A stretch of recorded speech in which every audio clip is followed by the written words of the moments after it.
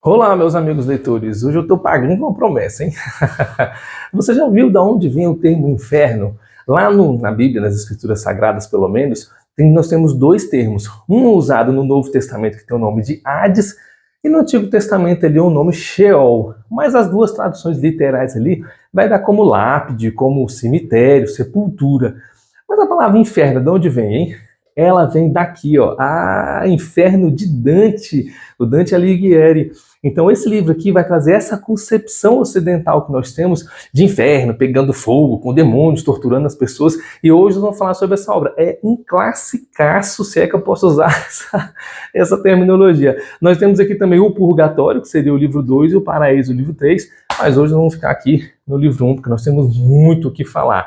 O C.S. Lewis ele trouxe nesse livro aqui uma concepção um pouco mais moderna de inferno, e eu vou dizer para você que eu tô mais para essa concepção aqui do que para essa daqui, até porque esse livro foi lançado em 1472, esse aqui meu pela editora Príncipes, é um livro bem simplesinho, não tem muito o que acrescentar, são só os cantos cru e nu, sem muitos acréscimos, mas eu tenho outras edições, eu não tenho impresso aqui, mas eu já vi outras edições que ele é um pouco mais completo, mais comentado, porque esse livro é bem denso.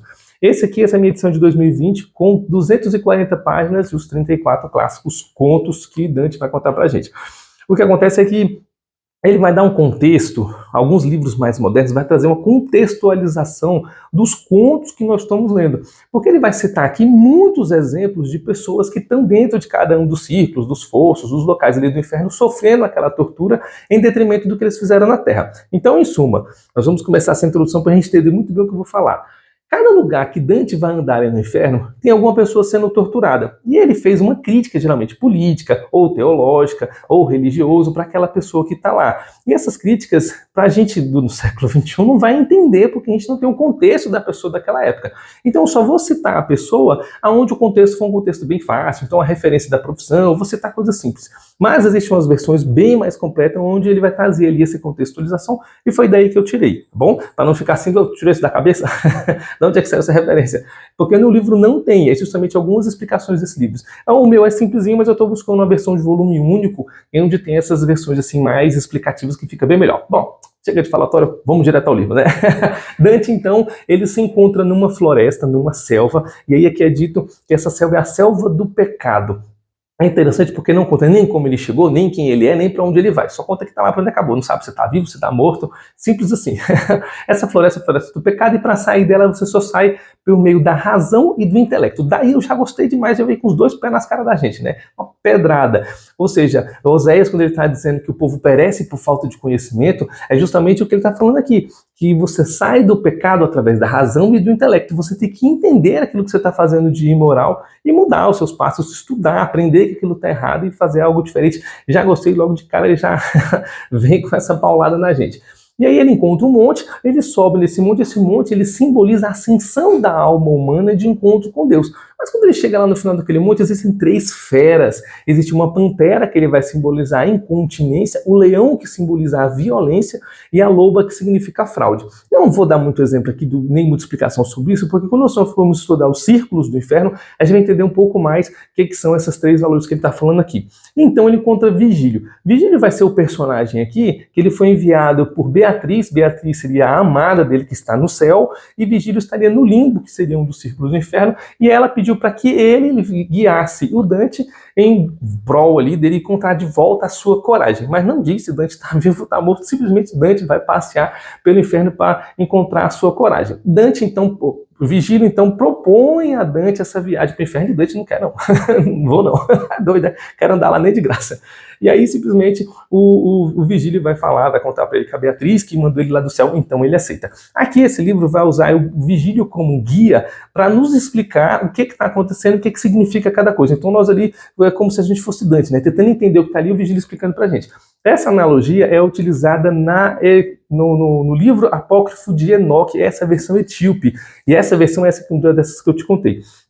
bem explicativa, com notas de rodapé, com bastante artigo, com bastante referência, para que a gente possa entender o que estava acontecendo naquela época, até porque esse livro aqui é um livro que não está na Bíblia brasileira, mas é um livro que ele, na cultura judaica, é muito estudado. Então aqui ele vai dizer para a gente muitos detalhes, e aqui justamente o nosso Enoque está sendo guiado por um outro anjo, e aqui justamente para a gente entender que esse livro tirou essa analogia daqui. Um outro livro que faz essa mesma referência de guia é, o que eu já tinha citado, né? O Grande Divórcio. Esse livro é muito bom, e essa sequência ali de um guiando o outro para a gente entender um pouco melhor, vem do Enoque. O livro mais antigo que eu vi é esse aqui com essa pegada. Então a gente entende que todos os outros puxaram dali.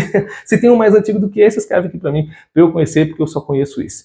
Bom, Dante, então, ele aceita ir para o inferno. Mas que inferno é esse? De onde é que surgiu esse inferno? É dito que Lúcifer, quando ele traiu a Deus, que foi condenado na Terra, ele caiu como uma estrela da manhã, né? Na hora que ele entra na Terra, ele faz um buraco gigantesco. Então esse buraco, ele vai ser composto ali de 9 círculos, de 3 vales, de 10 poços e 4 esferas. Calma que nós vamos entrar em cada um desses detalhes para a gente entender essa explicação. Tem um filme ali de 2010 que é uma adaptação ali como se fosse um anime, alguma coisa oriental, que é muito bom, explica muito bem essa jornada de Dante e você consegue ver ali o que está acontecendo de forma gráfica. Achei muito bem feito. Tem só a parte do romance lá com Beatriz, que o livro não vai contar muito. A única coisa que vai falar de romance aqui é que ele a Beatriz pediu para ele ir, mas o anime ficou bom, as lutas, as batalhas, as porradas, afinal eles criaram uma obra em cima de Dante. Não tem muito a ver com Dante a não ser um mundo, mas vale a pena você assistir, é legal. Bom, mas vamos entrar aqui em outro termo.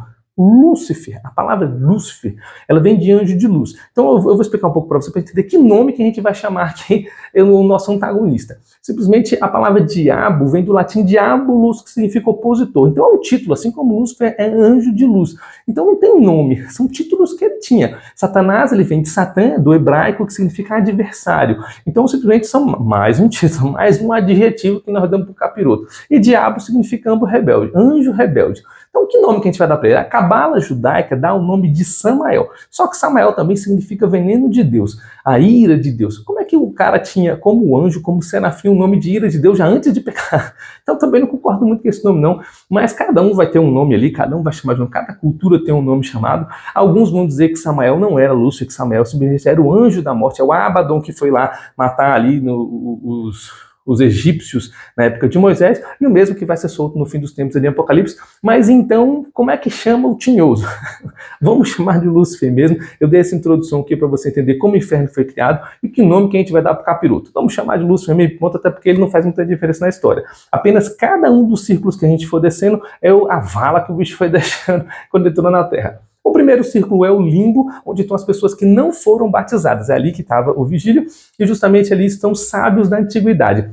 Esses sábios eram pessoas estudadas, pessoas inteligentes, pessoas de alta definição cognitiva, mas não foram batizadas porque não tinham muita crença, não tinham muita esperança, simplesmente isso que aconteceu. Inclusive, falar em esperança, eu vou deixar no short para vocês a frase básica do livro, que dá nome ao livro, né? Quando o Dante ele entra no inferno ali, é dito assim, deixar aí para trás toda a esperança, né? Vocês que estão entrando aqui. Essa frase clássica que dá desse livro, eu vou comentar um pouco isso nos shorts para vocês. Ficou bem bacana. Bom, vamos lá. No segundo círculo, eu não vou dizer aqui os dados que vão acontecendo, senão vai ficar muito grande.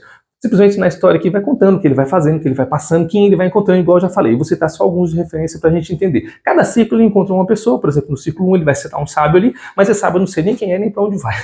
E ainda que eu soubesse, não fizemos diferença no enredo, é importante saber que no primeiro círculo fica as pessoas não batizadas. No segundo círculo, chamado Vale dos Ventos, estão os luxuriosos. Por exemplo, aqui ele conta a história de uma rainha lá, que ela traiu o marido, que foi adultério. Bom, a gente não interessa saber quem foi essa pessoa na época, até porque ele vai ser uma pessoa real da época. Então a gente vale pra gente entender que foram luxuriosos e são atormentados por um vento que vem lá e sai cortando todo mundo. Um tornado que arrebata, joga um pouco pra cima e pra baixo. No terceiro círculo nós temos o lago de lama, onde estão os gulosos. E aí a gula, vamos falar aqui que é o exagero, tá? Não é nem sempre com comida. O pecado da gula ele é colocado com tudo que você faz demais. Então, por exemplo, se você gosta de lavar o carro demais, em excesso é gula. Pronto. É só para você entender como funciona. Eles são dilacerados por granizo. Eita, rapaz, sou o gelo gelado, cortando gelo gelado. É só eu mesmo. O quarto círculo é a colina das rochas, ali está a ganância. Essa aqui é bem interessante porque os gananciosos são aqueles avarentos que guardam tudo para si. E aqui, nesse inferno, essas almas estão estão rolando o peso de tudo aquilo que eles conquistaram e guardaram somente para eles. Imagina o tamanho da bolsa que as pessoas guardaram para poder deixar ali depois da morte, eles estão rolando aquilo montanha acima. Então é bem interessante, tudo aquilo que eles guardaram de material, eles estão pagando o preço daquilo. O que eu acho mais interessante aqui no inferno é justamente a visão que nós temos aqui no Ocidente, 600 e tantos anos depois, justamente sobre isso, porque nós vamos pagar no inferno por aquilo que fizemos em vida. Não é essa a visão? É a visão de Dante. Daqui você tira de onde que vem o inferno que os cristãos tanto acreditam. É esse inferno aqui, e não o inferno que está citado aqui, como eu citei no começo. Já vou falar um pouco sobre esse livro aqui depois. Mas o importante foi avarento, então tudo aquilo que você guardou para si, você vai armazenar depois lá na pós-vida e usar aquilo para poder empurrar. Aquilo vai ficar te arrastando porque você não usou em vida, mas vai ficar te atrasando em morte. Interessante, né? A quinta esfera, quinto círculo, perdão, é o rio Estige, é o rio da ira. Aqui eles são banhados no rio de sangue. Nossa, que tormento, né? E cada um que bota a cabeça para cima é chapiscado ali, leva a porrada dos demônios.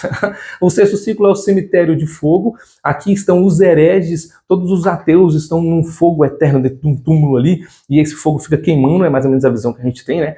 Que é a visão que foi mais difundida ali pela Igreja Católica nos séculos ali da Idade das Trevas, justamente você ficar queimando ali dentro daquele túmulo, que são os hereges que foram contra quem era. O engraçado que herege, né, naquela época pelo menos, né, era quem ia contra a Igreja Católica e não contra os desígnios da Bíblia, ou de Deus. Era totalmente usurpado ali. Bom, não estou aqui para isso.